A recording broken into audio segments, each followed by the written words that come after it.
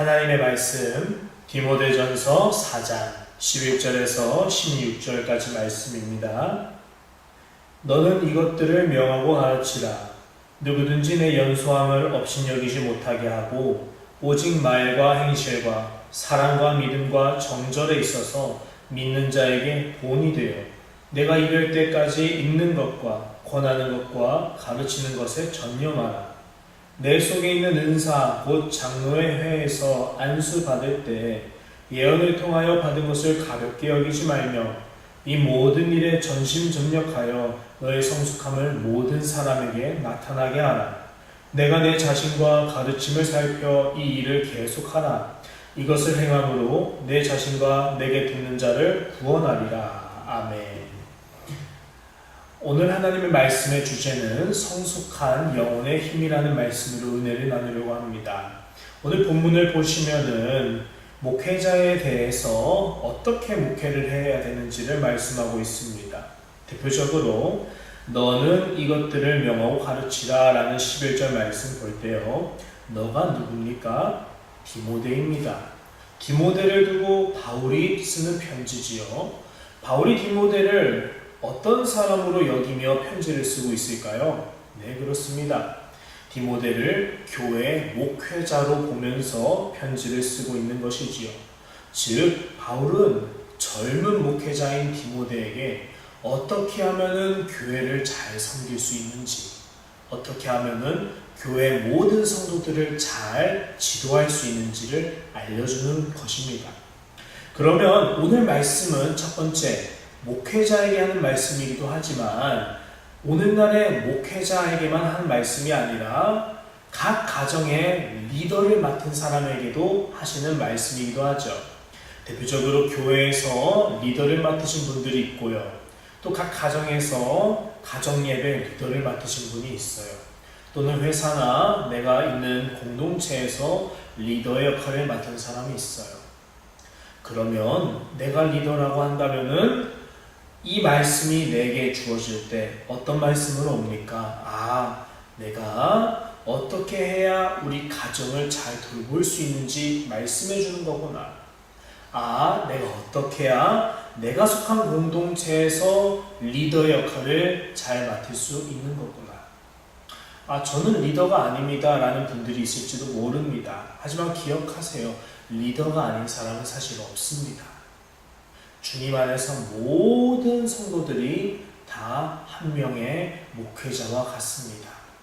저는 오산교회에서 목회하는 목회자겠지만 여러분은 여러분 가정에서 여러분의 가정을 맡은 목회자이기도 해요.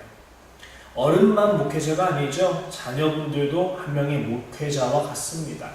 여러분이 속한 학교, 학원, 가정에서 때로 내 부모님이 컨디션이 좋지 않아서 영적으로 바른 모습을 보여주지 못할 때가 있어요. 자녀인 내가 거기에 영향을 받아서 똑같이 우울해하고 똑같이 근심하고 똑같이 불평과 불만으로 산다면 그 가정 모두가 그렇게 될 텐데 안 되죠. 어른들이 잘 못할 때가 있어요. 어른들도 부족한 사람이기 때문이에요. 그럴 때 여러분, 자녀들이 굳게 일어서서 믿음의 본을 보여주면 어른들이 그 자녀를 무시할 수 없습니다.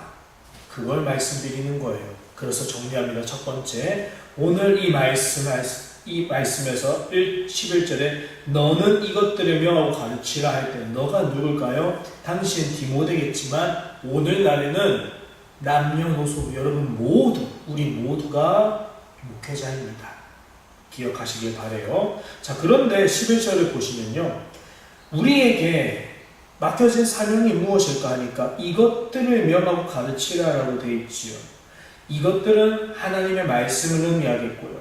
이것들을 명령하고 가르치라라는 말씀은 내가 속한 곳에 나에게 맡겨주신 영혼들에게 내가 하나님의 말씀을 먹이고 입히고 가르치라라는 말씀이기도 해요. 다시 적용해 볼까요? 자, 반대로 자녀부터 해볼게요. 자녀분들, 하나님의 말씀을 읽으면 어떻게 해야 될까요?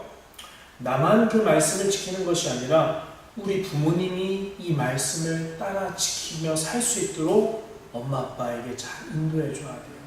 예를 들어서 엄마가 또는 아빠가 많이 요즘 힘들 때 자녀분들이 이렇게 말씀드릴 수 있죠.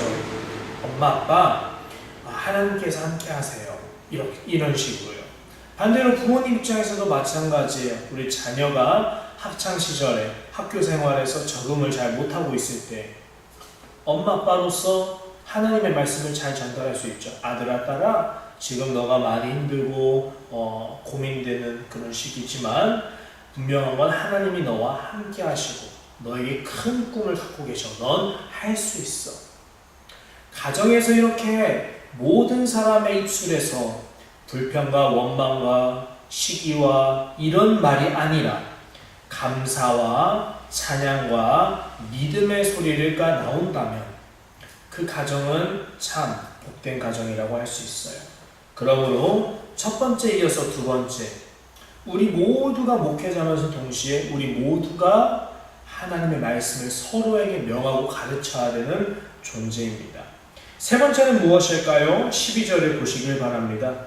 누구든지 내 연소함을 업신여기지 못하게 하고 오직 말과 행실과 사랑과 믿음과 정절에 있어서 믿는 자에게 본이 되어. 아멘. 목회자를 비롯한 모든 하나님이 세우신 한 명의 목회자들, 여러분 모두가 어떤 사람이 되어야 될까요? 본이 되어야 됩니다. 말씀을 읽고 연구하는 데 있어서 가장 중요한 목적이 있어요. 본이 되어야 돼요. 반대로 뒤집어 볼까요? 본이 돼야 되니까 뭐 해야 돼요? 말씀을 더 연구해야 돼요. 자, 보세요. 믿는 자에게 본이 되어 라고 말씀을 할 때 그 앞에 조건들이 있죠. 오직 무엇과 무엇과 무엇과 무엇과 무엇에 있어서 믿는 자들에게 본이 되라 라고 말씀하는 거예요. 무엇에 있어서 본이 되라고 할까요? 첫 번째, 거꾸로 정절에 있어서. 두 번째, 믿음에 있어서. 세 번째, 사랑에 있어서.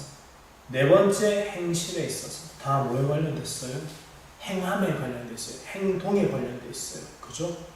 내가 예수님을 믿는다고 말로만 하는 것이 아니라 정말 믿는 사람답게 본이 되는 삶을 살아야 된다라는 걸 말씀을 하는 거예요. 근데 문제가 뭐냐? 첫 번째, 가장 첫 번째, 오직 무엇으로 시작해요? 오직 말과 행실과 사랑과 믿음과 정절. 다시, 오직 말이 무엇이겠습니까?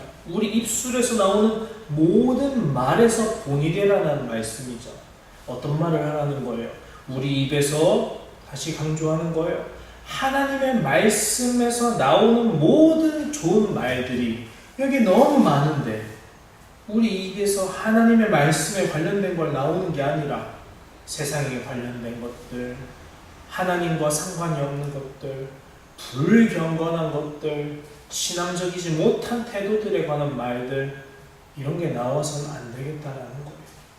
여러분, 사람은 말을 하는 게요, 내가 들은 게 있는 만큼 말이 많이 나오는 법이죠. 내가 무언가를 요즘 많이 들어요? 그러면 평상시 대화해 보세요. 내가 요즘 듣는 거에 관해서 내가 말이 많이 나와요. 표현이라든지 단어 선택이라든지 생각하는 바들이 다 말로 나오는 거예요. 말에 있어서 본을 보여야 되는 게 첫 번째라는 사실은 매우 중요한 의미가 있어요. 무엇이겠어요?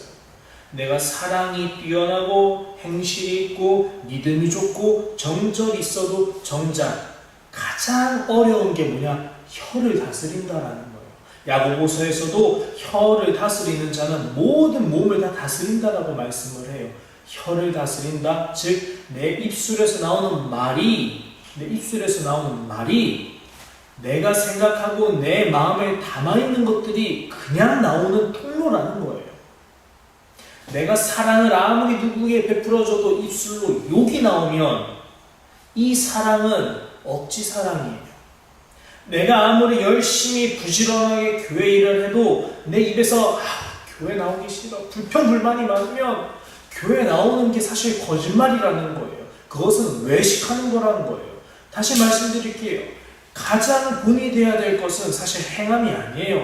행함은 당연한 거죠. 그런데 행함이 이게 진짜냐 가짜냐 이걸 구별하는 것은 우리 입술에서 무슨 말이 나오는가라는 겁니다. 교회에서 내가 찬양하는 것도 정말 마음이 담기고 정말 하나님께 기쁨이 담긴 찬양을 한다면 내가 예배에서 하나님의 찬양하고 하나님의 말씀을 듣고 하는 모든 행위가 진심이 담겨 있겠고요. 내가 교회에서 불평불만하고 그러면 교회에서 어떤 설교를 듣는 행위도, 헌금을 하는 행위도, 봉사를 하는 행위도 다 하나님께서 아시겠죠. 그러므로 세 번째는 이거예요. 첫 번째, 우리 모두가 목회자다. 두 번째, 그러므로 우리 모두는 서로에게 하나님의 말씀으로 잘 가르치고 명하여 지키게 해야 된다. 세 번째가 뭐냐? 본이 돼야 될 것들이 여기 많은데 말, 행실, 사랑, 믿음, 정절, 본이 돼야 되는 것들은 5가지나 있는데 첫 번째가 가장 중요한 것이다. 그러면 세 번째는 무엇입니까? 내 입술의 말이 진심이 되도록 하자라는 거예요. 그러면 내 입술의 말이 진심이 되려면 어떻게 해야 될까요? 다시 생각해 보세요. 우리가 말하는 게 어디로부터 나와요? 내가 요즘 어떤 생각을 하는지로부터 나와요. 내가 요즘 유튜브로 뭐를 자주 본다, 낚시 프로그램을 맨날 본다 하면은 평상시에 말할 때 낚았다 이런 식으로 낚시 프로그램에서 쓰는 말이 나오는 거죠. 나도 모르게. 그러므로 내가 말로 본이 되려고 한다면 평상시에 좋은 말들을 들어야 되는 거예요. 좋은 말들을 어디서 들어요? 세상에 좋은 말들이 많아요. 근데 제일 좋은 말들이 어디 몰려 있느냐? 바로 이 하나님의 말씀에 담겨 있죠. 말 그대로 하나님의 말씀이에요. 하나님의 말씀으로 우리가 본이 되도록 계속 말씀으로 채워야 된다라는 것을 저는 여러분과 함께 나누고 싶었어요. 사랑하는 오산교회 성도 여러분, 요즘에 말씀 보기가 많이 힘드시죠? 시간도 많이 없고 여유도 없고 하니까 삶이 시간이 지나갈수록 세월이 흐를수록 말씀을 더 많이 읽었으면 좋겠는데 사실 그게 쉽지가 않은 것 같아요. 그래서 우리가 무언가 시도를 해야 되지 않을까요? 노력을 해야 되지 않을까 싶어요. 어떤 노력이 좋을까요? 저는 매일 성경을 읽죠. 여러분께서도 주부에 보면 매일 성경 표시가 있어요. 요거대로 따라 읽으시면 제일 좋아요. 이렇게 하면 6년에 성경 한 번 띄는 거예요. 아니에요, 강도사님 저는 제대로 읽을래요 하면 이거 추가, 나는 요번 달에 마태복음을 읽겠어, 이렇게 여러분 개인적으로 목표를 쌓는 것도 정말 좋은 방법이에요. 저는 우리 오산교회 성도님들이 하실 수 있는 분이라고 믿어요. 자, 마지막 네 번째를 하려고 해요. 세 번째가 말에서 본이 되어야 된다고 했죠. 마지막은 무엇일까요? 네, 본으로 성숙함으로 이르르자라는 말씀이에요. 다시, 본을 통해서 어디에 이르자? 성숙함에 이르자라는 거예요. 자, 보세요. 12절에 누구든지 내 연소함을 업신여기지 못하게 하고 라고 말씀하고 있어요. 너의 연소함 할 때 연소함이라는 말은 나이가 적다라는 뜻이죠. 너가 나이가 적고, 나이가 적으니까 경험도 없고, 경험이 없으니까 사람 다룰 줄도 몰라요. 세상을 아는 지식도 부족해요. 애를 낳아보지 않았으니까 애를 낳아본 사람의 심정을 어찌 알겠어요. 이런 것들이 젊은 사람들에게는 큰 고민거리예요. 저도 마찬가지죠. 저와 제 아내도 교회 목회자로서, 오산교회 리더로서 역할을 맡았는데 나이가 적다 보니까 아직 아이도 낳지도 않았으니까 어떡하지? 두려운 게 많아요. 그런데 오늘 말씀은 분명 우리에게 말씀하고 있어요. 누구든지 너의 연소함을 업신여기지 못하게 하라. 이건 여러분에게도 해당하는 말씀이죠. 이 말씀은 굳이 나이 많은 사람들한테 업신여김을 당하지 마라 라고만 받아들일 필요가 없어요. 더 적용해서 나아가서 어떻게 볼 수 있어요? 이 말씀이 가르치는 바는 이거예요. 여러분, 나이가 어려도 이 사람이 교수예요. 25인데 나이가 어린데 교수님이에요. 여러분 그럼 교수님 만나면 얘야 일로 와봐 이렇게 하실 수 있어요? 아니면 교수님 하고 공손해져요? 공손해지잖아요. 이유는 딱 하나예요. 이 사람을 함부로 할 수 없는 이유가 있어요. 왜요? 이 사람이 누구니까? 교수니까. 교수가 다예요? 그런 뜻이 아니라 권위가 있다라는 거잖아요. 권위. 네? 이 사람이 능력이 있으니까 권위가 생기고 권위가 있으니까 아무도 이 사람을 업신여기지 못하는 거예요. 그런데 성경은 이걸 우리에게 요구해요. 여러분들은 업신여김을 당하지 마십시오 라는 말씀은 무엇이냐? 여러분은 누구에게도 당당할 수 있는 권위를 가진 사람이 되십시오. 더 나아가서 권위를 가진 사람이 되라는 말씀은 무엇이냐? 여러분이 권위가 있을 만큼 스스로 경건해지시고 경건의 능력으로 충만해지시길 바랍니다 라고 설교를 하는 거예요. 그러므로 마지막 네 번째가 무엇이에요? 성숙해져라는 거예요. 우리가 믿음이 연약하고 믿음이 계속 작은 상태로만 머물고 이대로 발전이 없고 노력을 하지 않는다면 우리는 평생 믿음과 신앙에 있어서 세상을 바라보는 눈에 있어서 계속 남들을 의지할 수밖에 없을 거예요. 그런데 그것은 하나님의 뜻이 아니에요. 하나님 우리가 서로 의지하는 걸 원하시지만 왜 의지하라고 하실까요? 믿음의 연장자가 믿음의 초보를 이끌어주기를 원하시기 때문에 의지하라고 하시는 거예요. 즉 다시 말하면 우리는 언젠가 누구가 돼야 돼요? 지금은 우리가 믿음의 초보지만 훗날 우리는 믿음의 선배가 되어야 돼요. 우리 뒤에 새로 다시 피어오르는 다음 세대들에게 믿음이란 무엇이냐? 믿음이란 이런 것이다. 교회 생활이란 이런 것이다. 권사란 이런 것이다. 집사란 이런 것이다. 목회자는 이런 것이다. 말을 할 수 있는 권위가 있어야 돼요. 그러면 집사가 이런 것입니다 라고 설명해 주려면 내가 누구다워야 돼요? 집사다워야 돼요. 좋은 집사다워야 돼요. 성령 충만해야 돼요. 내가 권사가 어떻게 되는 겁니다. 권사에 대해서 얘기하려면 내가 권사다워야 돼요. 성령 충만한 권사다워야 되고 겸손하고 사람들에게 말을 함부로 하지 않는 그런 겸손한 권사님이 되어야 돼요. 목회자란 무엇입니다 라고 말하려면 좋은 목회자가 되어야 돼요. 헌신적이고 하나님 말씀을 연구하고 기도에 치중하는 그런 목회자가 되어야 돼요.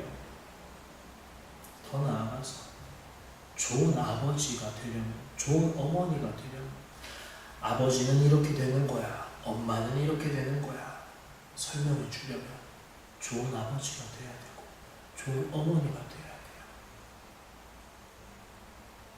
중요하지 않습니까? 너무 중요한 말씀인 것 같습니다. 사랑하는 오산교회 성도 여러분, 말씀을 맺으려고 해요. 오늘 말씀의 결론은 이거예요. 첫 번째, 우리 모두가 목회자다. 두 번째, 그러면 우리 모두 서로에게 하나님의 말씀을 가르쳐 지키게 명해야 된다. 세 번째, 무엇이었죠? 우리가 그러므로 본이 되어야 된다. 본이 되어야 된다. 네 번째, 그러면 우리가 성숙해야 된다. 마지막 다섯 번째가 결론이에요. 무엇일까요? 자, 13절이에요. 내가 이를 때까지 읽는 것과 권하는 것과 가르치는 것에 전념하라. 전념하라고 하십니다. 다시 무엇을 전념해요? 읽는 것, 권하는 것, 가르치는 것에 전념하라고 하십니다. 이것을 파고들으라고 말씀을 하는 거예요. 사랑하는 오산교회 성도 여러분, 읽는 것, 하나님 말씀이죠. 권하는 것, 주의 말씀을 권하는 것이죠. 가르치는 것, 내가 깨달은 주님의 말씀을 알려주는 것이죠. 내가 직장 생활이 바쁘니까 못한다고 할 수 없어요. 직장 생활이 아무리 바빠도 하나님 말씀 읽는 사람은 읽어요. 선택이에요. 똑같은 시간을 가지고 똑같은 삶을 살아가지만 다른 삶을 살 수 있는 거예요. 오산교회 성도 여러분은, 우리 모두는 같은 시간 속에서 긍정적인 시간을 보냈으면 좋겠고요. 같은 시간 안에서 생산적인 시간을 보냈으면 좋겠어요. 그래야만 본이 되고, 그래야만 내가 성숙해지는 수준이 높아지고, 그래야만 내 자녀들이 나에게 본을 받고, 그래야만 오산교회를 통해 다음 세대들이 본을 받고, 훗날 하나님께서 나를 인정해 주시기 때문이에요. 중요합니다. 그렇기 때문에 오늘 저는 여러분과 이 중요한 말씀을 나누고 싶었어요. 우리 오산교회 성도님들 모두가 하실 수 있다고 믿습니다. 함께 기도하겠습니다. 하나님 감사합니다. 오늘 하나님의 말씀으로 우리에게 양식을 먹여주시니 감사합니다. 주님, 우리가 하나님 말씀으로 우리가 늘 말씀을 읽으면서 말에서 본이 되게 하시고, 우리 마음에 늘 하나님의 말씀이 새겨져서 우리 입술에서 늘 하나님의 말씀에 관련된 좋은 것들만 나올 수 있도록 은혜를 더해 주시고, 우리가 날마다 말씀에 전념하고 가르치고 권하는 데 전념해서 성숙에 이르를 수 있도록 도와주옵소서. 나를 좋은 도구로 사용하사 나를 통해 수많은 사람들에게 하나님의 말씀으로 생명의 양식을 채워주시기를 원합니다. 감사드리며 예수님 이름으로 기도합니다. 아멘.